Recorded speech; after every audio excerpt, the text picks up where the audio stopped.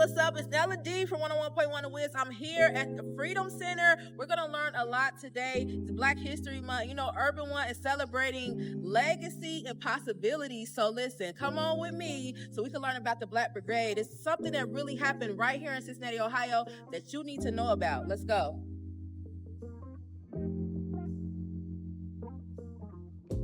Thanks for coming to the National Underground Railroad Freedom Center. Today we're standing in our core gallery, From Slavery to Freedom, which walks you through the history from about the 1600s up to the Civil War and Reconstruction. So we're actually standing in the section of the exhibit that focuses on the history of the Civil War.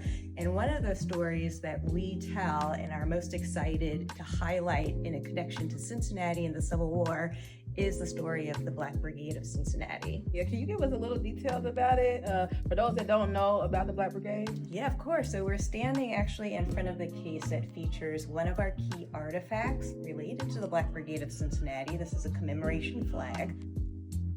During the period of the Civil War, this is late summer 1862, there was a threat from the Confederacy that they would be coming to Cincinnati. So there was a lot of fear and concern about what that would mean for the war to come this close home to Cincinnati, especially with its location on the Ohio River. It was a very strategic location during the war. And so with that threat, there was an effort by Black Cincinnatians to protect Cincinnati.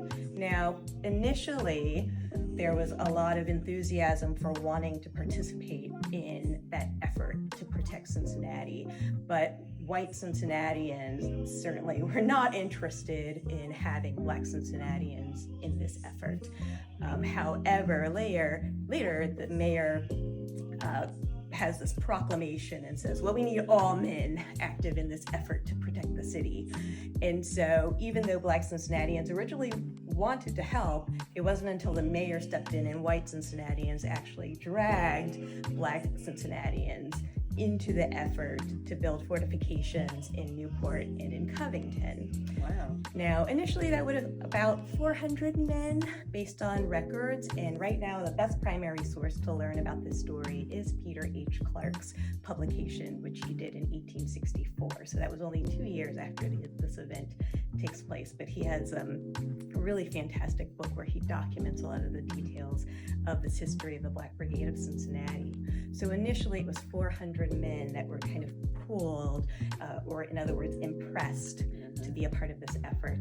But later, many will volunteer, and that could have been closer to about 700, almost 1,000 Black Cincinnatians who volunteered in that effort to build these fortifications. Now, it did take a couple of weeks to build these. The first week, they were not paid, but after that, their treatment was improved by the white general that was overseeing them, and they were paid for their work.